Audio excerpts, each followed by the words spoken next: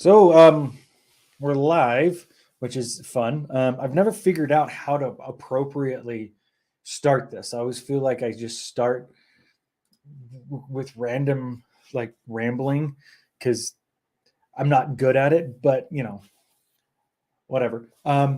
So today is really cool. We need to talk with Mark Christopher Lawrence, who is the lead in Fragment. You've known him from like a million things because he's been in everything. Um, so that's going to be great. We also have a sneak peek clip from the show, which is always fun to watch.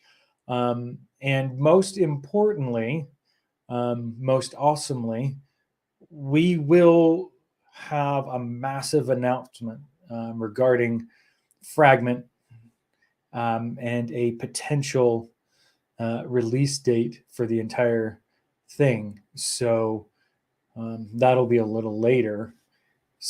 At this point, you should like invite everybody you can think of because, Mark's here, which is it's really the reason everybody shows up. They're not here for me. They just want me to get off the screen so they can get to Mark, and then also, release dates and that sort of stuff. So whatever, that's fine. I can live with that. I'm confident enough in that. The other thing I was going to do is going to let you guys know that this Friday, we're going to do another live. We're going to have Adam Beck, who's the director of photography, and Jared Lane, the composer, who's put the score together, which is phenomenal. Both of them did amazing work on this thing. So we're going to talk with them Friday at 11 a.m. Pacific, 2 p.m. Eastern. I think those are the right times, and I'll be in there somewhere as a mountain time zones. They're so confusing. I don't know why, but they are. It's like I needed a time zone calculator because I'm not smart enough to do that kind of math for some reason. That's not my strength. Anyway, so put that on your radar to join us for that. But now I guess we'll get to the reason why people would actually want to watch this, and that's talking with my friend Mark Christopher Lawrence, who is the lead of Fragment. So I'll bring him in now. Hello, sir. Good morning. Morning. So you're Pacific, I'm Mountain, and between the two of us, we still don't know how to do time zones at all. I hate it every time somebody like puts me on a podcast or whatever, and they'll say such and such a time, and I'll say, "Is that Pacific or your time?" And they'll say it's their time, and I'll go, "Okay, so what is that in Pacific?" Because I'm Yeah, I don't know what it is, and I don't know why it's so confusing to me, but I literally have to use my fingers and go, okay, if it's this Pacific, I have to do the math, then it's this time. Okay. And that's the only way I get through it. right. Or I literally Google a time zone calculator and have to put the numbers in and watch them calculate it for me because Well, I'm not connecting the dots there. also, I think where you are, there's two. You hit two different time zones. You hit Mountain and Central, don't you? No, we're just mountain where I am. Huh? Because maybe it's no. I'm sure Colorado has two zones. We don't. Huh. That I do know. I know like Arizona doesn't do daylight savings, and Yeah. there's different zones there. Maybe the zone that the break off is in like uh, between Kansas and Missouri, because I never know what they're in. Yeah, I don't know I because just I did a podcast recently and they were Mountain, but I thought they were in Colorado. Maybe I'm mistaken. yeah. I know that it's mountain. That's all I know, Yeah. and I'm good. And I still struggle when they're like 8 a.m. and I'm like, sweet. And I get up at 8 a.m. and it's 8 a.m. Eastern or something, and I'm 4 hours later, whatever the math is on that. And I was like, Right. Right. that's the worst. I'm the worst. Anyway, time zones, they're hard. That's all I'm saying. That's all I'm trying Exactly. to Time zones are hard. And I'm Creatives slow don't to like figure math it as out. it is. Yeah. So I wanted to start with, I know we've talked about this before, but I always think it's good for people who don't maybe know some of the story, just to kind of have you briefly, and by brief, because I'm sure the story's way longer and more interesting, but kind of go through how you got into the acting element of what you do, because you do the stand-up as well as acting. Yeah. So maybe just briefly give us a hint of the background of getting into this. Well, in the 10th grade, well, the year before the 10th grade, you take the English proficiency exam, and then when you get to high school, it tells you whose class you're going to be in for English.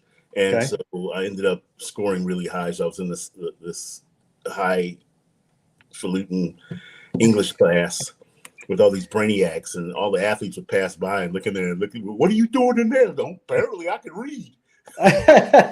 And so that English teacher, Mrs. Schilling, she got me involved in acting. She put me in my first play, which was Bus Stop, and then and then she put me on the speech team, which ultimately landed me at USC on a debate scholarship.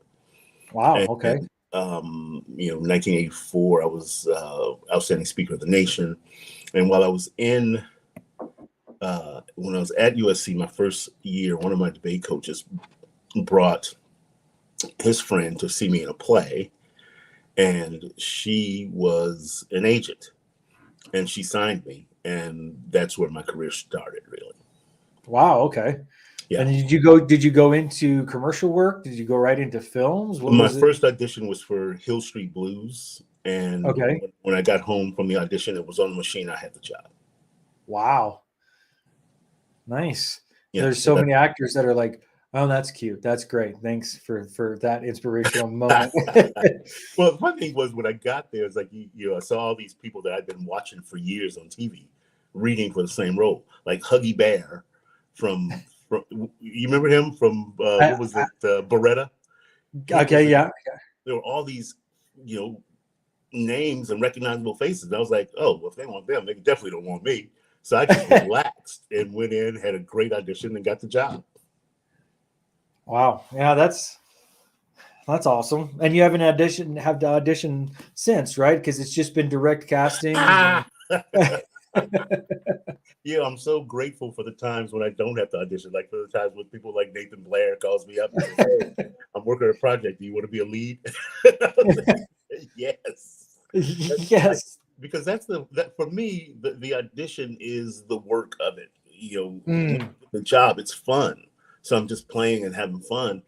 And so I hate auditioning because one, you're competing against yourself. You're not really competing against other actors. You're competing against yourself, and you're trying to guess what they're looking for. Because sometimes, right. even though they put out a breakdown of what the character is, the way you look at it, it may be a little bit different than what they actually see. Because sometimes they don't really say clearly what they want. Right. And then so I just do what I do, and hopefully I'll change their mind. Well, and I've been on the other side of this, right? As a casting person, where I've intentionally been somewhat vague in a character breakdown because I'm walking into it going, I want to see what characteristics and things that actors bring out, and I can say this actually elevates what we've got, or they've created something here that really brings something dynamic to the screen. And so, or sometimes we just aren't sure. We would create a character and be like, we think this could go 4 or 5 different ways. Right. Let's see what God brings with that, and kind of trust this really interesting process. I love auditioning or casting, and I hate it all at the same time, because you get so many amazing things, and then you're stuck having to tell somebody their amazing performance wasn't quite right because somebody else fit better with the other cast that you've put together. And you're like, yeah, I wish I could tell you it wasn't you. 2 weeks ago, I did a self-tape and sent it in for a project, and we got a call back on Zoom, and knew that I killed it, and called my manager and said, hey, I said it was a really good callback. Next day, we get an email from casting saying everybody loves Mark. He did a fantastic job. They had already hired the wife, and they think she's much older than him, so they went a different way. Oh, but more opportunities to come. I was like, and I think they don't know how old I am. Is what it is. Hey, that's a good thing. You take that as a win. That's what you do. You take that as a win for as long as you can. Right. You know, I gotta give me so some that's time why. to bottle for this. Yeah. So when I was working on Fragment, I texted you and I said, would you be interested in this? Because I wanted to know before I started diving too deep into characters and what I was doing with it. I was like, I need to know if Mark's in, because if Mark's in, I want to write to Mark. I want to write to what you can do. Yeah. And so when you're like, yeah, let's do it, I was like, sweet. Now I've got one. I've got one that I need. I can work on the others from there. Yeah. So that was a big boost for me as a writer to know I've got that pin already in place. And I'm sure there was some fear, but then you were pretty open to be like, yeah, let's do it, which was good for me to hear. Yeah. Despite whatever trepidation you may hold on to in private. Well, it's like once you told me that it was going to be physical, then I just kept working my trainer, and he was great in getting me ready. Mm-hmm. Who knew I was going to pull a hammy? Not I. I didn't know. And it's probably because that particular day, I got up early and stretched. Because it's my first day on set. It's like I got up and stretched, and I probably should have stretched again before we started. Okay. Because all right. Because these years are not kind. Well, it was funny because it was early, and you went for it, and I was so excited, and then it was like, oh no, Mark, and you gutted through like 3 weeks of stuff that I was like, we didn't write this light for your character. I wrote a lot of action for your character to do. Yeah. And so you were gutting your way through some not great moments and some not great situations, but you went through it and you handled it well. Well, I'll tell you, if we continue, I'm still working with my trainer, so and I've dropped some weight, and I'm pushing for a more fit me. So by the time we get back to it, I'll probably be down about 40, 50 pounds. Nice. And that'll help us. Yeah. I remember we were talking about season 2, and you said, I love the fighting. Maybe they can just come to me now. Maybe they just come to me, and and I don't have to chase anybody. I just come right at me. So I'll keep that in mind as I'm writing. I'll be like, well, I like what you said to me one day. You go, look, all we got to do is just get you to take 1 or 2 steps, and then we'll cut. Yeah. We were Adam and I would sit back. Okay, here's what we got. We talked to Jonathan. This is the scene. This is what we're doing. We've got a giant, like we were out at that small town, and we had you guys coming down that flight of stairs. Yeah. I was like, we're not getting Mark down those stairs. Let's do it this way. And we were able to come up with these ways to, just because we knew what else was coming that day. And all the other things were going on. Like, dude's gutting his way through a pulled hamstring. Let's help him out a little bit. Let's see if we can help a little bit. So speaking of which, I had these comments that are coming in, which is great. If you have comments, please send them in. Got questions, I totally want to address them. First one came up from Twin Bolt Media. That auditioning is the worst, but also a part of the necessary evil. I 100% agree with that. Sometimes, to be honest, sometimes creators don't know what they want until they see it. And that, again, I agree with that wholeheartedly. And that's what I was saying. It's like, sometimes you're like, we could take this 5 or 6 different directions. Let's see what we get in the casting process. Yeah. And see what jumps off in that moment. And then it's just a really cool moment for us as creatives to be able to say, I didn't anticipate this, but it's exactly what we needed. So that was that. I agree with them. And then we had another one that says, I love it when actors' performances change my mind in the casting process. That has happened to me a couple times. So on A High School Story, the very film I did a long, long time ago, I had written this principal for the high school for Heath Arthur, right? And you've done a lot of scenes with Heath, right? And I was like, oh, this will be great for him. And we went through the audition process. He did a fantastic job with it.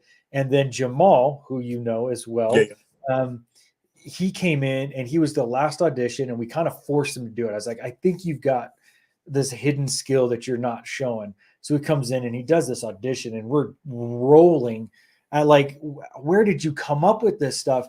And so we ended up putting him in that role that I had written for Heath, because I was like, it was so great. It was so dynamic. And then I wrote another role more towards Heath. So it worked out really well for us in the production. And you got these two dynamic people doing these things in these unique ways. So, and then you get the other side of that where you're stuck. Yeah. You're like, we don't have the right fit at all. Maybe we were too generic. We need to be more specific to find somebody. Yeah. So, I remember years ago casting a play that this actor comes in, and his audition is amazing, and we hire him. And then as we started working with him, we were like, oh wow, he's new. oh, But he had a great audition, but he was new, so we had to heavy-handedly direct him the whole time. And even then, it's like, I remember one night during previews, he was speaking his subtext. Oh no! During the other actress's lines, and we were like, okay. I said, I'll have a conversation with him tomorrow. I've been there. I've had a couple moments on set where I've been like, oh boy, I'm gonna do a little bit more. We were on Sleeper Agent for one of them, and there was a moment where I was like, man, this he's got so much skill, but we're having trouble focusing in on what we're doing. And fortunately, God's grace allowed us to get through that moment. And I didn't say anything terrible. I didn't let any of those moments that were going, like the things that were in your head, didn't slip out, which was I was so proud of. I was like, hey, I didn't say anything that I regret later. Right. So, yeah.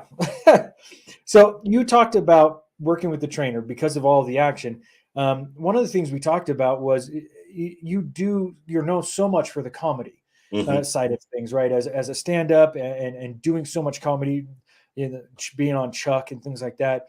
One of the things I was looking forward to with working on Fragment was there wasn't the comedy. This is no comedy in this. So this is all action and drama and being very serious. And what was the transition for you? How did you prep for, say, the role?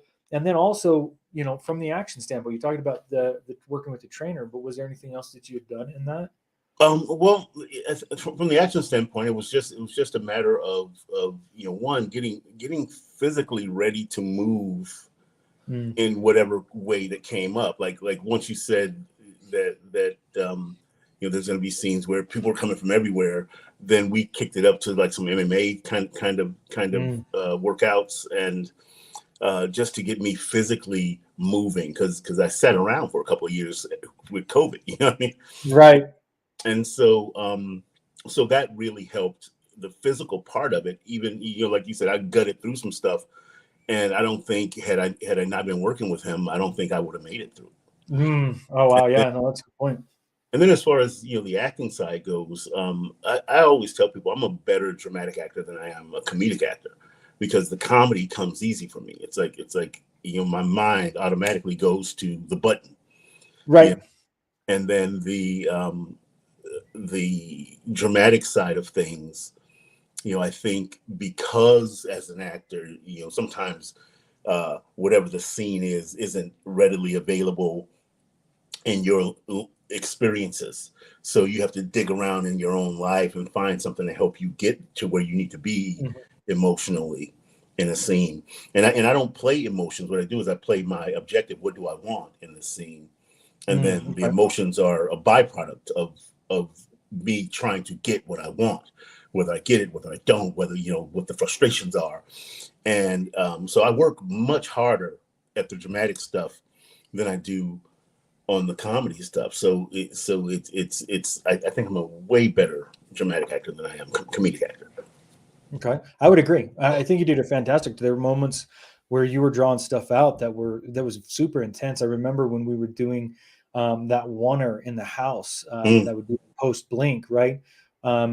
We did that, I think, 3 times because I was like, I don't want to run it into the ground. And Adam did an amazing job, right? Shooting that so smoothly that we didn't have to do it a ton of times. Yeah. and you pulled a lot out of that one. I remember the moment where you were kind of waiting for Heath's character to come in, the emotion there. Mm-hmm. And I do remember you saying, I'm gonna head out early. I need to go take care of some of this. And I remember you drawing deep for some of those things. Yeah. So that's a lot to get to in that acting world where you're trying to draw emotion from someplace, either not a place of similarity, hopefully if you're playing a villain, right? But how do you draw on that so that can be repeatable? Yeah, I did. I played Gabriel in Fences several years ago, and in a play, and there's a scene at the end of the play where he comes out to blow the trumpet to let his brother into heaven, and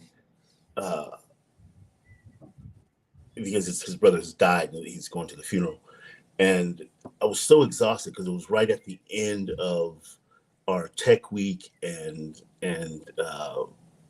previews, and so I just stood in a dark corner behind the stage and thought about my own brother's funeral and everything that I could think of from the time I got up that morning to the time I had to go on stage. I just kept thinking of every little detail, and so when I came out on stage, my first line is "Hey Rose," and I came out and I said "Hey Rose," and then a tear rolled out.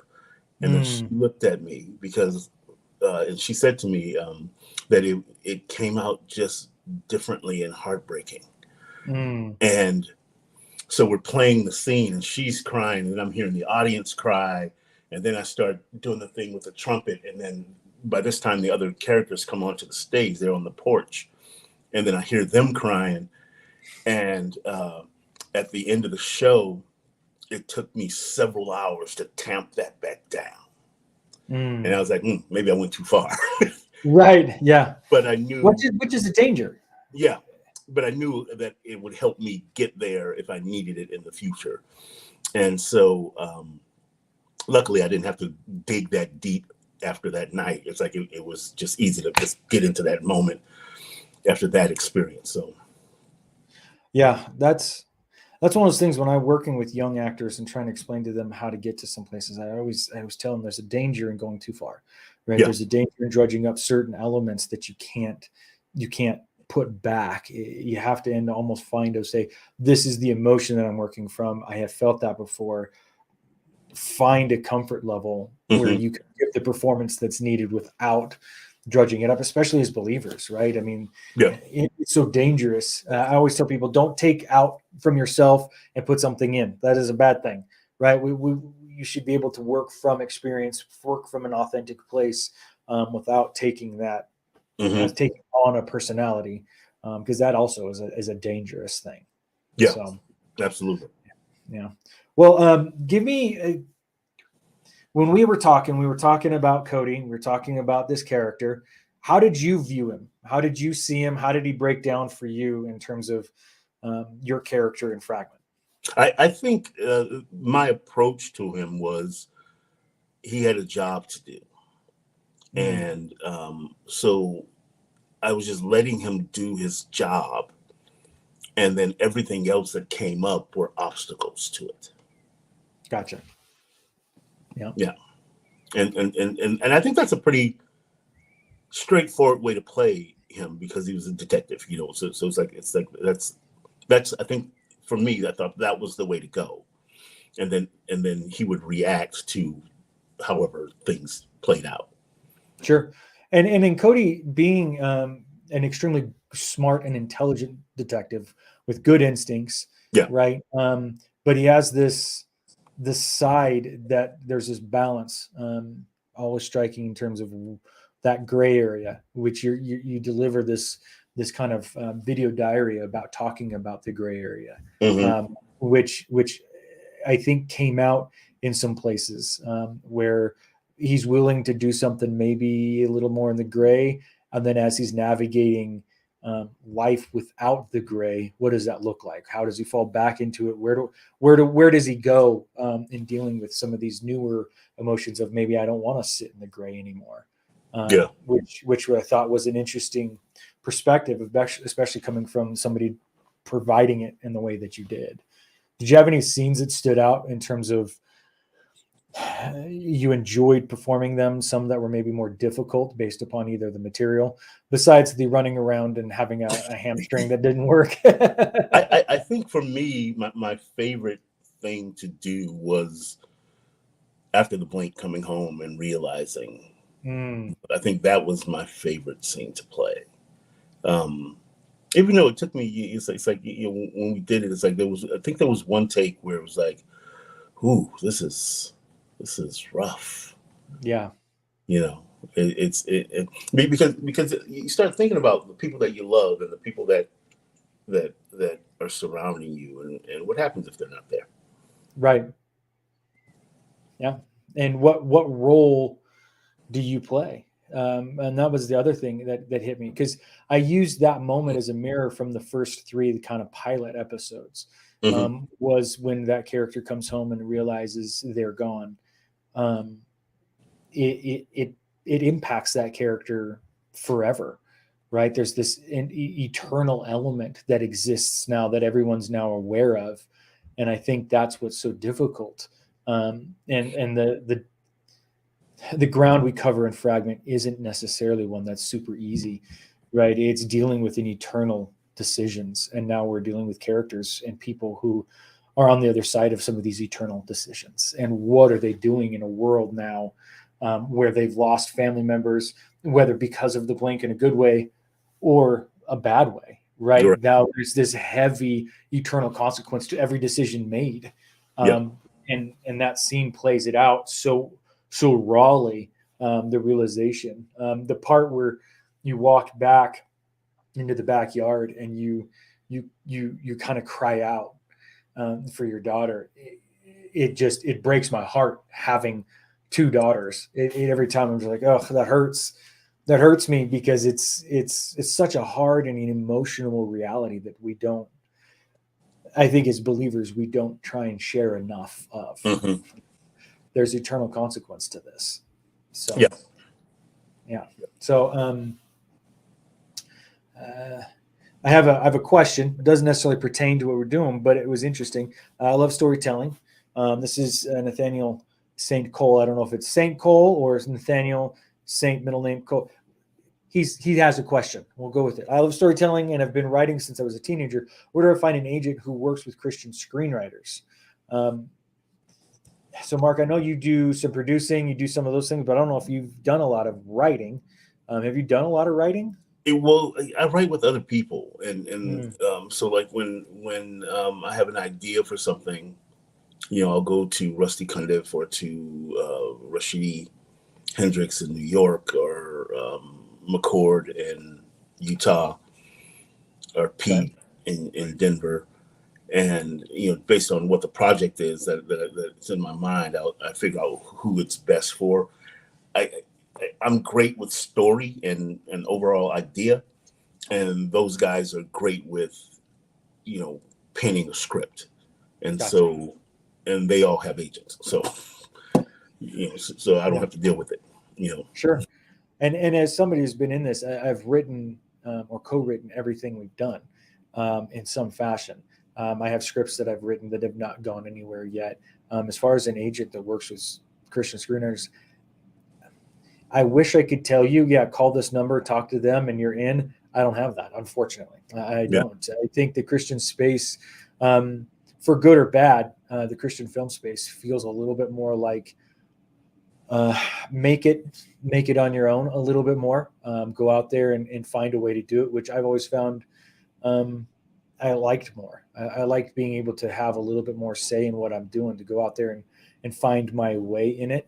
I think the industry is growing, and I'm sure there are agents that work with screenwriters. I just don't know who they are. So maybe somewhere somebody will watch this and be like, I know exactly who you should talk to, and hopefully that connects. And I think too, it's like don't paint yourself into a corner by labeling yourself as quote unquote a Christian screenwriter.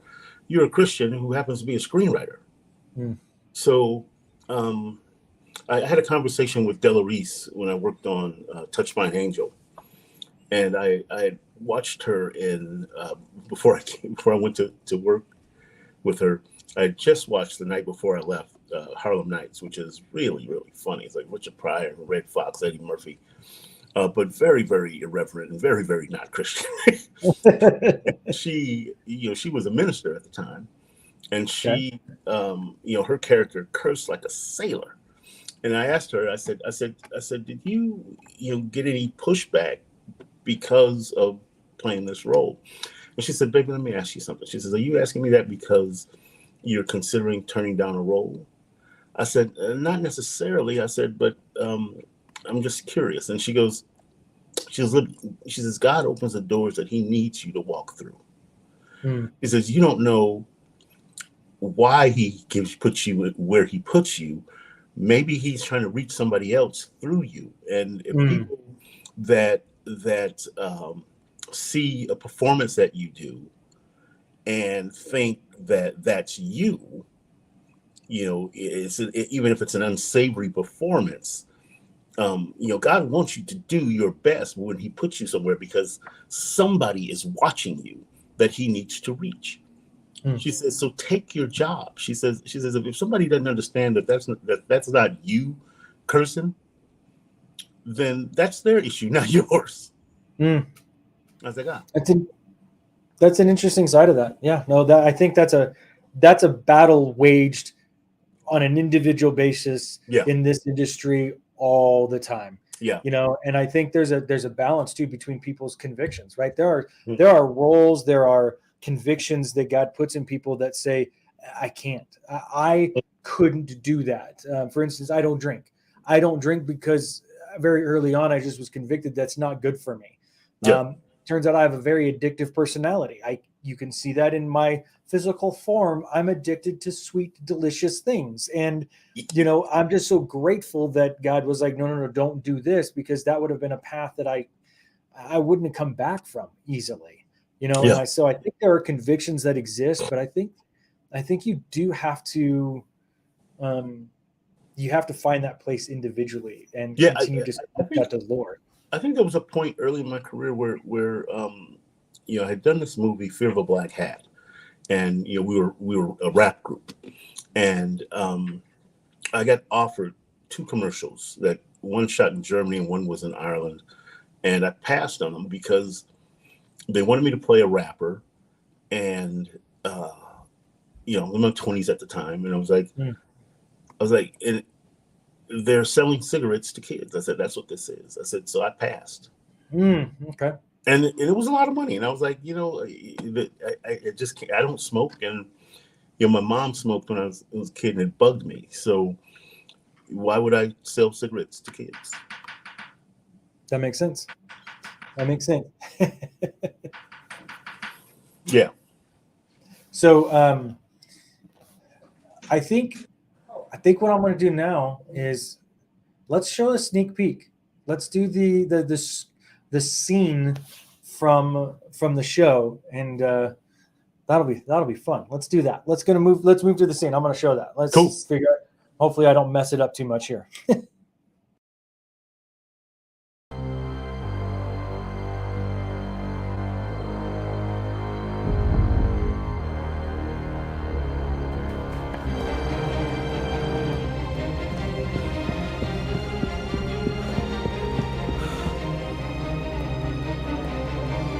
Just so you know, running makes me grumpy.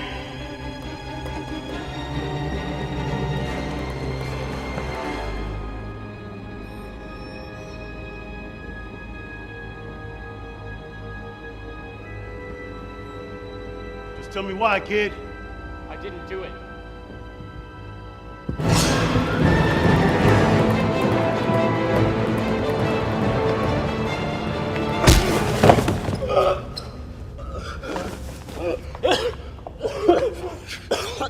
I'm innocent. Why are you running? Because it's you. Everybody knows about you. Knows what? What you did to Hendrix? Son, use your next words wisely. You're a small fish. I'm about to ask. And where is he? I don't know. Don't say that! I know you know.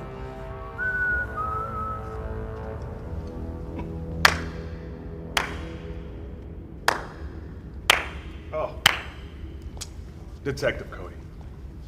I'm I'm surprised you'd risk another excessive force charge for little old me. You know, I gotta hand it to you. You, sir, are one determined law enforcement officer. Well, I just wanted to have a little chat. A chat. Yeah, well, I'm not in the talking mood.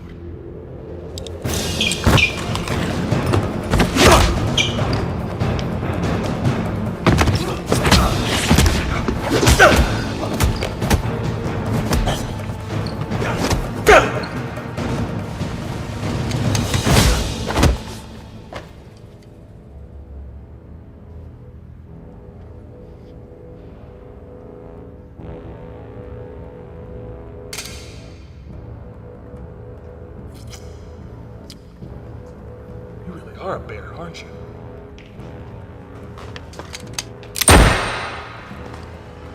Let him go. I told you. Yeah.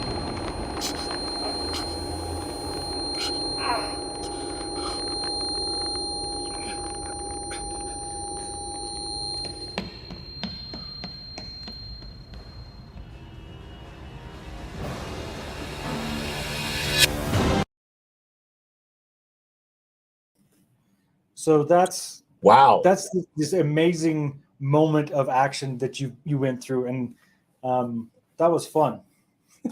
The funny thing is, I'm wearing that shirt right now, I noticed that. I had noticed that, and I was like, "Oh boy." and it fits a little differently. Well, that's a good thing. It's a little tighter in the chest and the biceps, is what you're saying. and a little less in the bread basket. A little looser. That's good. That's a beautiful thing. Looser is always good. Yeah, those punches. Those punches look good. They did. They came out really well. Jonathan Russell, who was our stunt coordinator, fight choreographer, he did a really good job building action for what you guys could do. And I remember in that particular scene, it was one of those like, oh boy, you were up against the wall, and you had said you had go to punch one of the guys coming in, and you actually ended up hitting the wall as you coming through. And I was like, oh man, he's got a blown hamstring, a broken hand. We're going to be in like this moment of like, I hired Mark, brought him in, and then I beat him to a pulp, and then this is what I get. Well, luckily the trainer had me doing push-ups on my knuckles. Oh, okay. So there was a little endurance there. Yeah, so that helped. Yeah, because we had you running and ducking and shooting and fighting, and that was one of the biggest ones. I remember when we were kind of talking through it, I had sent you the original script for that episode. Mm-hmm. You texted back and you said you jumped right into the action like right away, and I was like, yeah, I wanted everybody to set the tone for what the entire series is going to be like, to understand that this is not your normal Christian series. This thing is going to have some bite to it, and I think that fight scene really came out well with that. It looks great. Yeah, you did a great job, and nobody got hurt but you. So I just kept waiting for somebody to make one step the wrong way and take one in the jaw or something, and it never happened. Bad. That would have been bad. I'm very heavy-handed, but I remember in Terminator 2, there's a scene where when you first see me in the movie, Linda Hamilton is doing pull-ups on her bed in her room, and so me and the other guy go in there, and she says to him, your billy club is rubber. Just go ahead and whack me. She says, because when it's my turn, I'm going to whack you.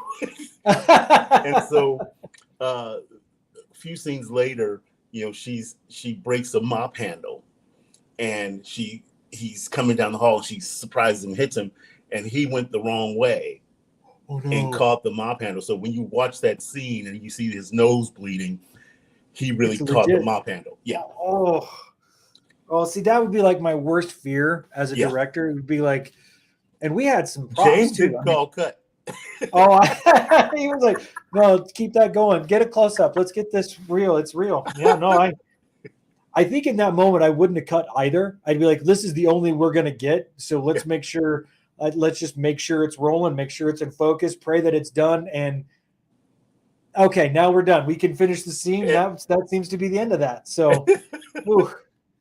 Oh, that's a lot. That's a lot. So, we got a couple comments here.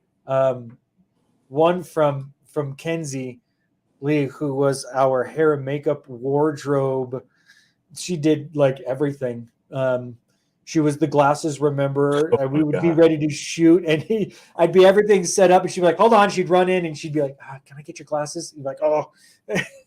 Yep. Me too. She wore a lot of hats, that Kenzie. Yes, she did. So she said that church was such a cool location, and I was so grateful for it because it had the perfect look. It was just, it had the right, like, it had some texture to it. It had some age to it, but it was big enough, and they were so gracious to let us come film there. Yeah. We were really lucky to have some really cool locations for this that really came across camera really well. I was really happy with it.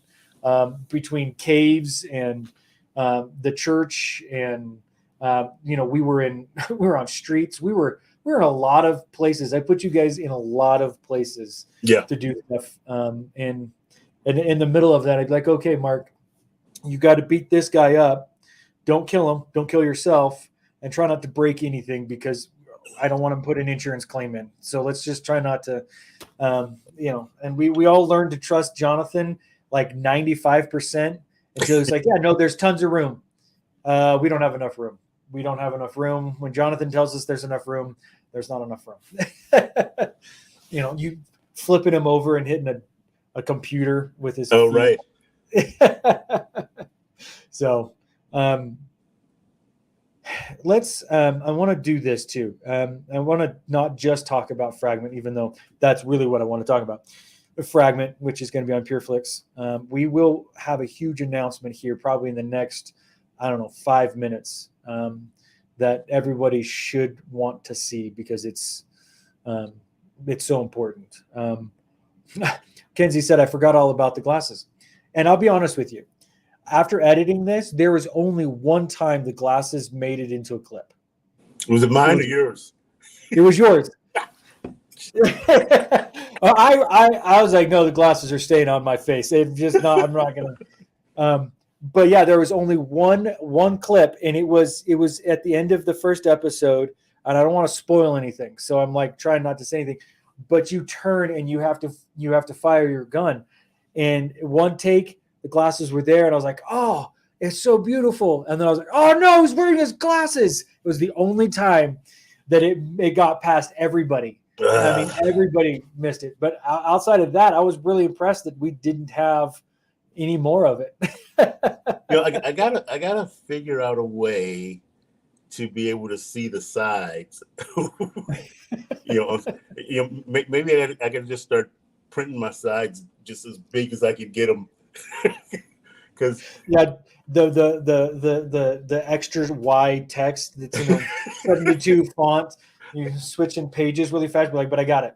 Hey, it's like my text messages are so big, you can keep it in the back of my car. Yeah, and I'm a non-contacts person. Like, there's something about my finger going anywhere near my eye. My eye either. Can't do it. It's not happening. I'd get to right here and I'd be shaking so bad, or I'd get close and I'd close my eye. I'm like, this is a useless adventure for me. Yeah. So I got to figure something else out. Yeah, somebody else would have to put them in my eyes. Like, I can't even put eye drops in my eyes. I have to put them in the corner and like blink it into place because it's not getting dropped right in. It's not happening. Yeah. Yeah. No. The glaucoma test is like the nightmare scenario for me where they have to like shoot the air in my eye. Like, why? What is that testing? Is that? I mean, can we just assume that I don't have glaucoma? Let's just do that. Let's just write that down, check that off, and move on. Now I'm on a rant, and I didn't mean to. So let me ask you a random question. Yeah.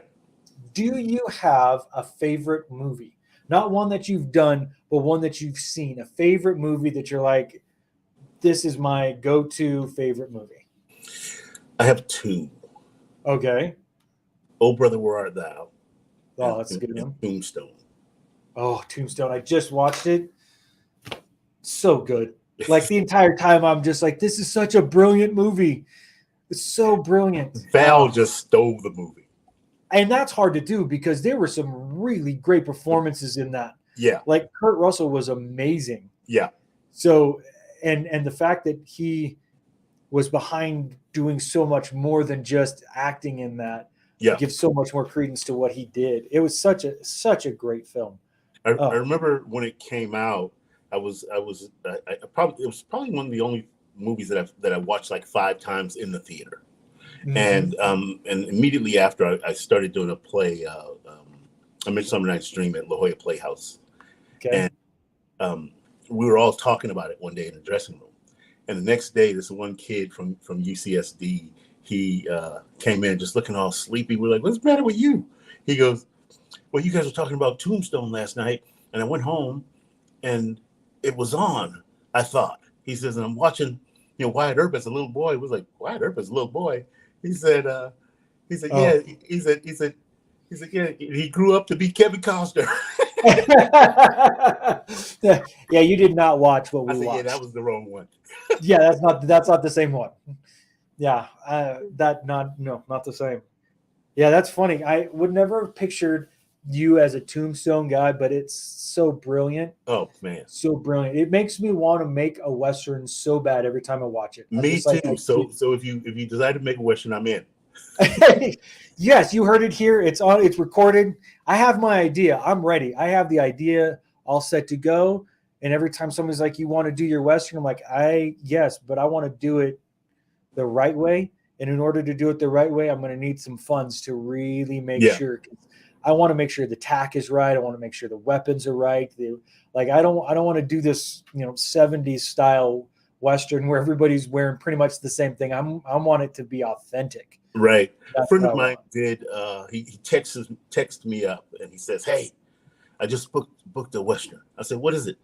It was Lone Ranger, and they sent him to cowboy camp for 2 weeks, and so it was just like what was that movie with Billy Crystal and City Slickers? He said it was just like City Slickers. The first day you go in, you talk. The next morning you wake up, they introduce you to your horse, and you go out for 2 weeks into the wilderness.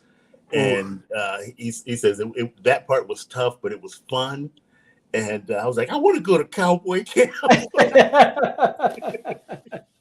Yeah, exactly. Yeah, no, I look forward to it. And I drive through parts of Colorado and I just start picking it out. I'm like, we would shoot there and we would shoot there and we would do this. And so I've got my story ready to go. And it's funny, we were talking about this. I've got nothing but responses. Let's see. Shannon, you remember Shannon yes. Fields? She comes in, she said, "Oh, please make a Western." Shannon, at this point, I feel like I've got 2 actors ready to go.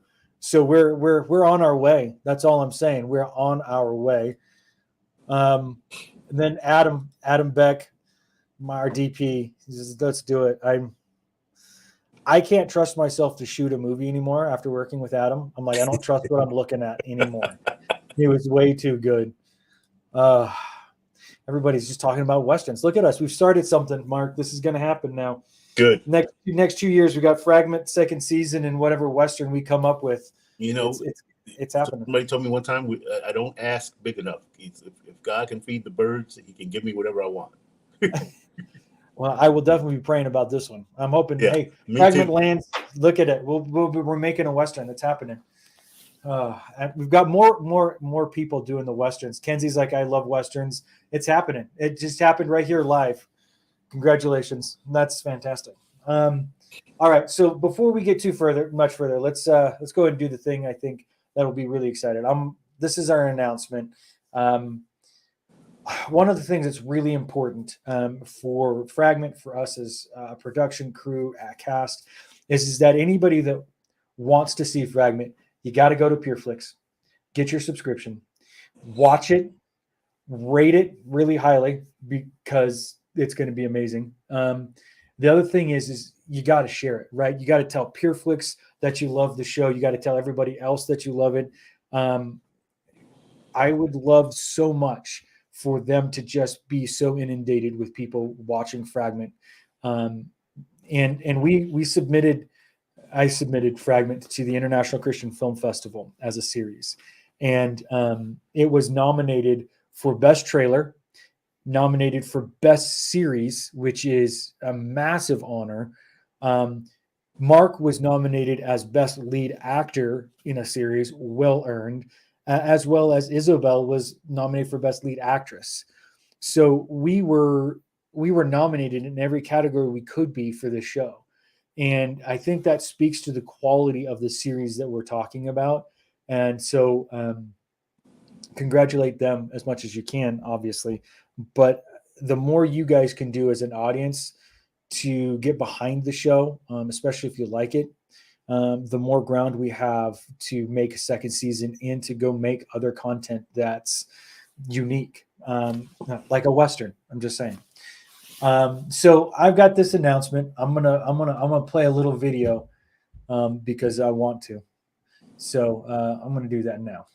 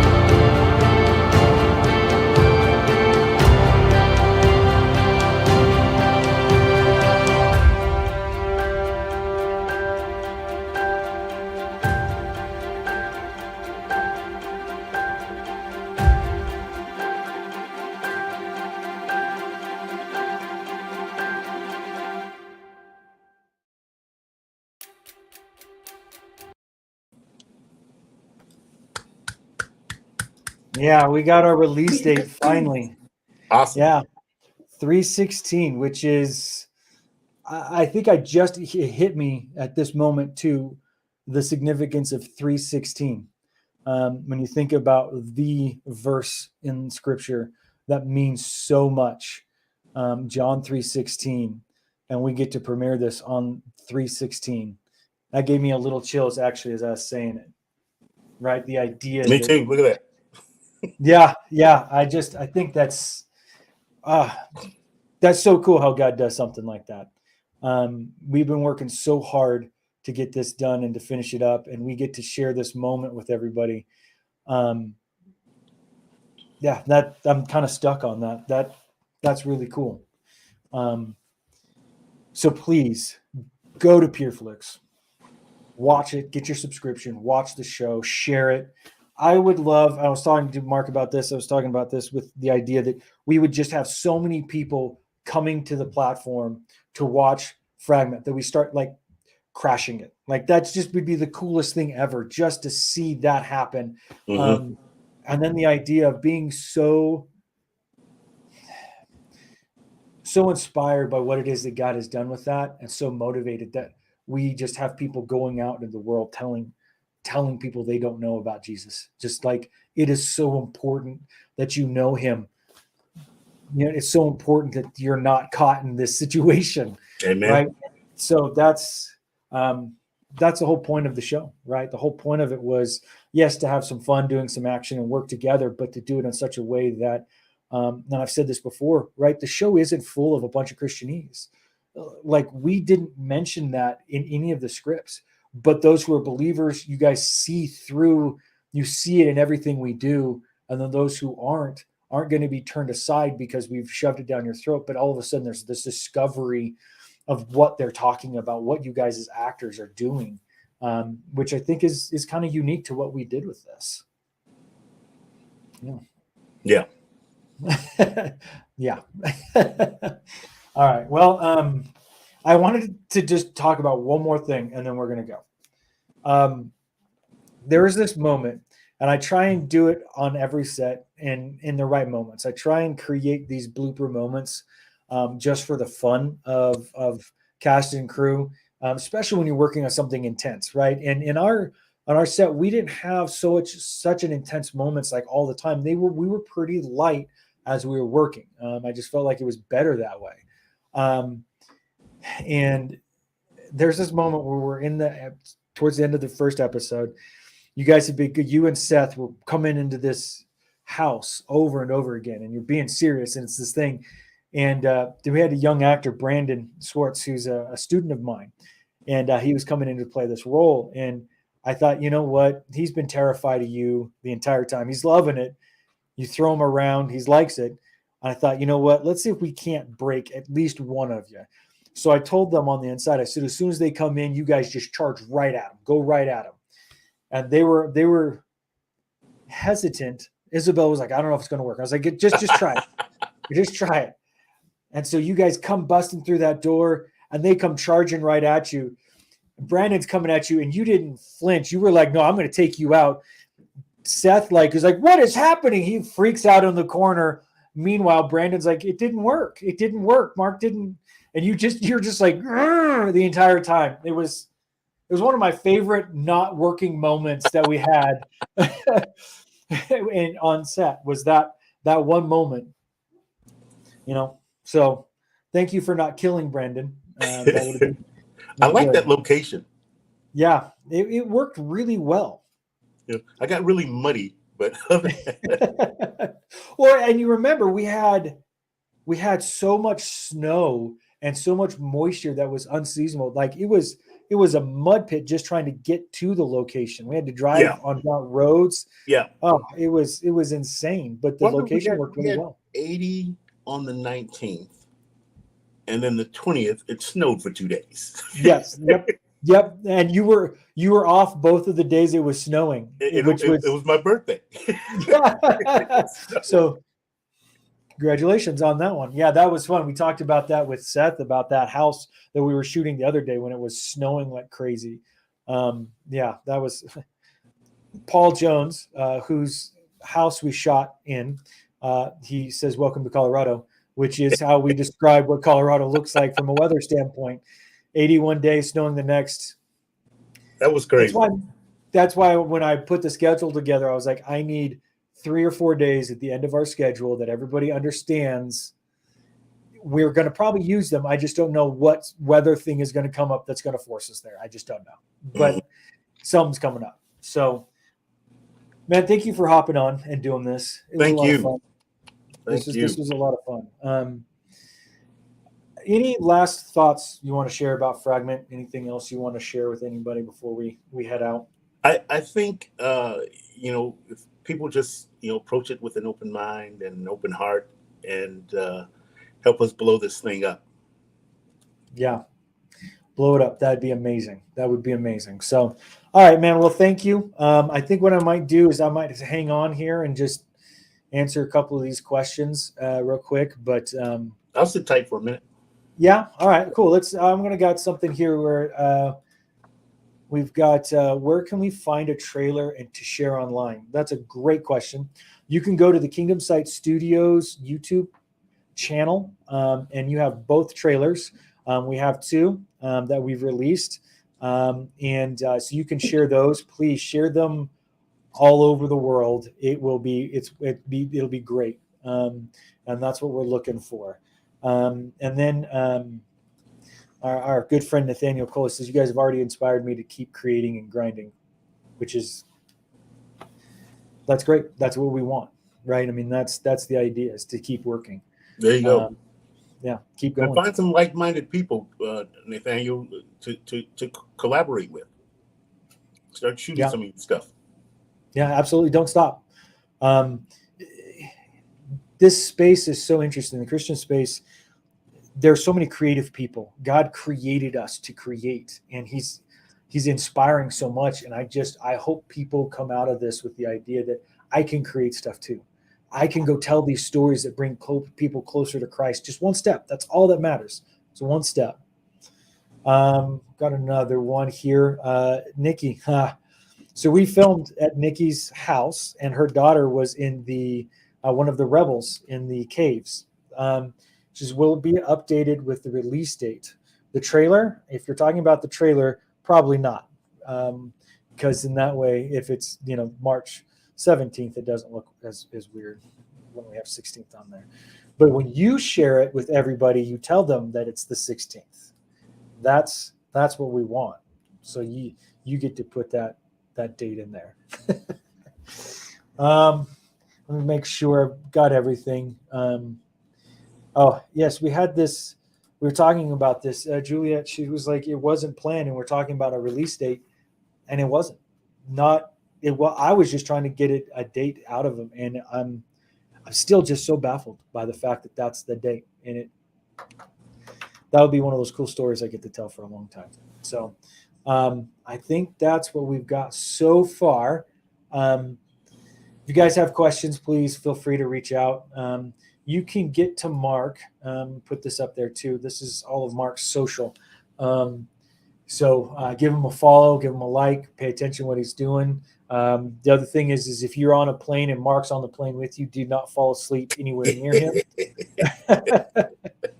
He does this thing where he selfies with sleeping people, and it's With always on a plane. strangers.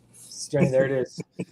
Yeah, I'm terrified of that moment where I'll get on first, and you'll get on, and I'll be in the back, and I won't see it, and you'll just get like the drool coming down the beard or something. So I don't fall asleep on planes now, just out of making sure somebody doesn't think that they're going to also do what Mark does. I just won't do it. I won't sleep on a plane. I'm too terrified. So give Mark a like, a follow. Check out what he's doing. Thank you again, sir, for hopping on with this. This is really cool. And congratulations on being nominated. Thank you. You've been nominated as an actor in both of the projects you've worked with me on. I'm just saying It's time to win. there's some stuff going on. So, all right, man. Well, enjoy. Thank you guys for hopping on with us and spending the time. Please share and be ready for March 16th to watch Fragment Oblivion on PureFlix. All right. Thank you. See you Take care. guys.